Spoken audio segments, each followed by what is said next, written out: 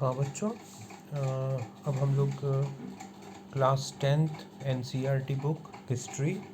का first chapter जो है the rise of nationalism in Europe, ये अब हम लोग पढ़ेंगे। बच्चों, इस चैप्टर को शुरू करने से पहले मैं आपको एक चीज़ क्लियर कर देना चाहता हूँ कि आपने क्लास 9th में फ्रेंच रिवॉल्यूशन पढ़ा था और फ्रेंच रिवॉल्यूशन में आपने फ्रांस की हिस्ट्री के बारे में पढ़ा था कि किस तरह से फ्रेंच सोसाइटी थी, किस तरह से वो 3 एस्टेट्स में डिवाइड थी और वहाँ पर जो जो 3 एस्टेट्स का ऑर्डर था उसमें कितना डिस्क्रिमिनेशन था, कितने डिफरेंसेस थे, किस तरह से वहाँ पे मोनार्की थी, मोनार्की यानी राजतंत्र, राजा का राज, और किस तरह से टैक्स पेमेंट का जो स्ट्रक्चर था, जो रेवेन्यू पेमेंट का स्ट्रक्चर था वो क्या था, थर्ड एस्टेट्स के मेंबर्स की क्या स्टेटस था, और आपने बहुत सारी चीज़ें पढ़ी। बच्चों, फ्रांस की जो क्रांति है उसने पूरे यूरोप को, पूरे वर्ल्ड को एक दिशा दी, एक रास्ता सुझाया। और उस चैप्टर को पढ़ने के बाद आपको लगा होगा, आपको ऐसा लगा होगा कि नहीं, ये जो फ्रेंच रिवॉल्यूशन है इसका क्या असर हुआ होगा, ख़ास तौर से यूरोप में क्या असर पड़ा होगा। तो बच्चा उसी चैप्टर का ये एक्सटेंडेड फॉर्म है क्लास 10th में, उसी का एक्सटेंशन है the rise of nationalism in Europe. किस तरह से नेशनलिज्म की जो फीलिंग है वो यूरोप के देशों में, मैं देश तो नहीं कहूँगा क्योंकि जैसे हमारा भारत बच्चों 1947 से पहले, आज़ादी से पहले जैसा हमारा भारत था, लगभग वैसी ही स्थिति यूरोप की थी। आज की डेट में तुम जो यूरोपियन कंट्रीज़ है, तुम ब्रिटेन देखते हो, जर्मनी देखते हो, इटली देखते हो, पोलैंड देखते हो, ये सारे देश देखते हो, ये ऐसे देश नहीं थे बच्चों।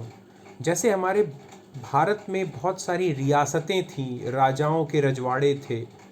यानी अलग अलग राजाओं के इलाके थे, किंगडम जिसको बोलते हैं, उसी तरह से यूरोप में भी अलग अलग छोटी बड़ी रियासतें थीं, किंगडम्स थे। ठीक है, पूरा किंगडम और इससे में बटा हुआ था। तो हम इस चैप्टर में the rise of nationalism in Europe में हम लोग देखेंगे बच्चों कि किस तरह से यूरोप में डिफरेंट नेशन स्टेट्स का फॉर्मेशन हुआ, किस तरह से यूरोप में जर्मनी बना, इटली बना, ऑस्ट्रिया बना, हंगरी बना, ठीक है, किस तरह से पोलैंड बना, वो आखिर बना कैसे। अरे कोई ईंटा, सीमेंट, बालू, छड़, लोहा ये सब तो है नहीं कि हमने नींव खोदी और दीवार खड़ा कर दी, लो बन गया यूरोप या बन गया जर्मनी। नहीं बच्चों, यहाँ पर इस चैप्टर में सबसे पहले मैं आपको समझाऊंगा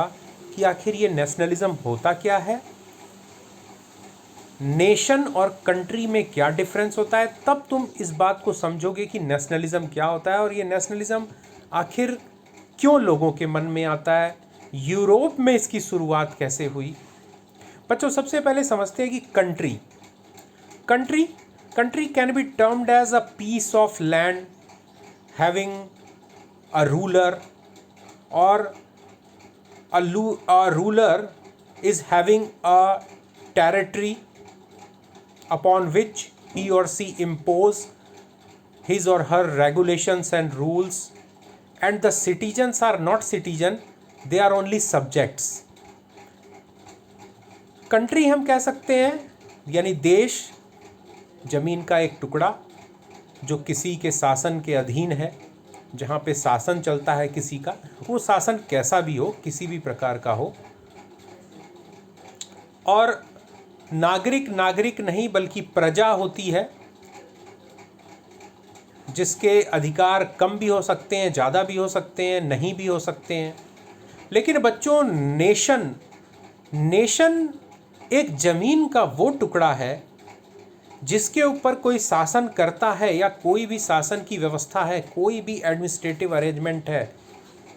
चाहे वो डेमोक्रेसी हो, चाहे वो मोनार्की हो, चाहे वो ब्यूरोक्रेसी हो, है ना, कोई किसी भी तरह की व्यवस्था हो, लेकिन वहाँ पर रहने वाले जो लोग हैं उनकी इंडिविजुअल आइडेंटिटी के अलावा उनकी कुछ कलेक्टिव आइडेंटिटी भी हो, उनकी कलेक्टिव बिलोंगिंग हो, उनका कुछ कॉमन पास्ट हो, और किसी न किसी रूप में वो एक दूसरे से जुड़े हुए हों, यूनाइट हों, और उनके अंदर एक फीलिंग हो कि this is my Motherland, this is my nation, and we all are bound with a tie of nation, whatever it be, वो कोई भी कुछ भी हो, पर उनके अंदर अपने मातृभूमि के प्रति एक लगाव हो, और वहाँ पे रहने वाले सभी लोग इस बात को माने कि ज़रूर उन लोगों की व्यक्तिगत पहचान तो है, लेकिन व्यक्तिगत पहचान के अलावा उनकी एक सामूहिक पहचान भी है, उनका एक इतिहास रहा है, एक ऐसा इतिहास जो सबका एक समान रहा हो। तो कुछ इस तरह की फीलिंग अगर होती है तो हम कहते हैं कि नहीं, ये नेशन स्टेट है, या इस फीलिंग को हम नेशनलिज्म की फीलिंग बोलते हैं। तो बच्चों, इस चैप्टर में हम पढ़ेंगे कि ये नेशनलिज्म की फीलिंग किस तरह से यूरोप में आई और किस तरह से नेशन स्टेट बने। ठीक है, तो ये right from the first page of this chapter, इसमें नाम आता है फ्रेडरिक सोरियू का। तो मैं लाइन बाय लाइन बच्चों आपको एक्सप्लेन करता हूँ। In 1848, Frederic Sorrieu, a French artist, prepared a series of 4 prints visualizing his dream of a world made up of democratic and social republics, as he called them. 1848 में बच्चों Frederick सोरियू नाम का एक French artist था, एक painter था, चित्र बनाने वाला। उसने सीरीज ऑफ 4 प्रिंट्स, 4 चित्र बनाए एक के बाद एक, और उसने उन चित्रों के माध्यम से अपने सपने को उकेरा। जो वो सपना देखता था कि संसार किस तरह से, ये पूरा संसार लोकतांत्रिक और सामाजिक गणतंत्रों में बंटा हुआ होगा, या पूरा समाज या पूरा संसार अलग अलग गणतंत्रों में, जिनमें कि लोकतांत्रिक सरकारें होंगी जो समाज से जुड़ी हुई होंगी, उसमें विभाजित होगा पूरा विश्व।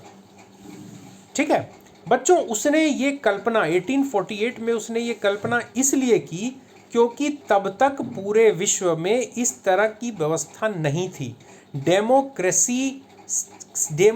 का तो अभी जन्म ही हुआ था। डेमोक्रेसी नाम के शब्द का जन्म हुआ था, वो पैदा हुआ था, छोटा सा बच्चा था।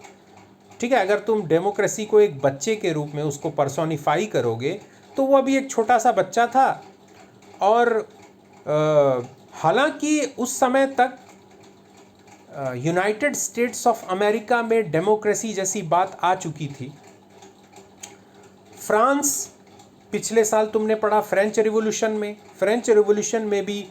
इक्वालिटी, फ्रेटर्निटी, डेमोक्रेसी जैसे शब्द आए। ठीक है, लेकिन फिर भी अभी वो शब्द आए, अभी वो आइडियोलॉजी थी, एक विचारधारा थी बच्चों, अभी वो लागू नहीं हुआ था, और जहाँ कहीं भी लागू हुआ था तो बहुत हल्के फुल्के रूप में हुआ था। तो अभी भी लोग कल्पना करते थे कि नहीं, ऐसा विश्व हो जहाँ लोकतंत्र हो, लोकतंत्र यानी लोगों का शासन हो, सामान्य जनता का शासन हो, क्योंकि उस समय तक अधिकतर इलाकों पर राजाओं का, राजतंत्रों का शासन था बच्चों। ऑटोक्रेसी थी, यानी एक आदमी की चलती थी। ठीक है, the first print of the series shows the peoples of Europe and America, men and women of all ages and social classes marching in a long train and offering homage to the Statue of Liberty as they pass by it. जो first print था उसमें दिखाया उसने कि किस तरह से Europe और अमेरिका के लोग लाइन बनाकर स्त्री और पुरुष मार्च कर रहे हैं। हर उम्र के लोग हैं, हर सोशल क्लास यानी हर सामाजिक वर्ग के लोग हैं, एक लंबी सी ट्रेन के रूप में मार्च कर रहे हैं, आगे बढ़ रहे हैं। और वो statue of liberty, statue of liberty से होकर गुजर रहे हैं, उसको होमेज यानी उसको एक प्रणाम करते हुए, नमस्कार करते हुए, सैल्यूट करते हुए, उसको पुष्पांजलि अर्पित करते हुए या उसका सम्मान करते हुए वहाँ से गुजर रहे हैं। स्टैचू ऑफ लिबर्टी, बच्चों स्टैचू ऑफ लिबर्टी उसने दिखाया। तो स्टैचू ऑफ लिबर्टी दिखाने का मतलब ये था कि वो किस तरह से दिखा रहा था कि लिबर्टी, लिबर्टी का मतलब ये होता है, लिबर्टी का मतलब होता है स्वतंत्रता, आज़ादी, ठीक है, अपने डिसीजन लेने की स्वतंत्रता। तो किस तरह से जो है समाज में लिबर्टी आए, लोगों में स्वतंत्रता का भाव आए, चूँकि उस समय यूरोप का समाज स्वतंत्र नहीं था, कई तरह के बंधनों में था। तो इसका मतलब ये नहीं है कि लोगों को हथकड़ियों में बांधा गया था, नहीं, मतलब इस तरह की सामाजिक व्यवस्था थी, सामंतवाद था, जमींदारी व्यवस्था थी, राजाओं की चलती थी, चर्च के पुजारियों की चलती थी, वो ताकतवर होते थे, वो जो बोलते थे वो मानना पड़ता था, ठीक है। इस तरह की व्यवस्था थी। जो आम जनता है, सामान्य जनता है, उसको बहुत कम तरह की आज़ादी थी, ठीक है बच्चों। ओके, अब हम लोग नेक्स्ट वीडियो में इस चैप्टर को और आगे पढ़ाएंगे।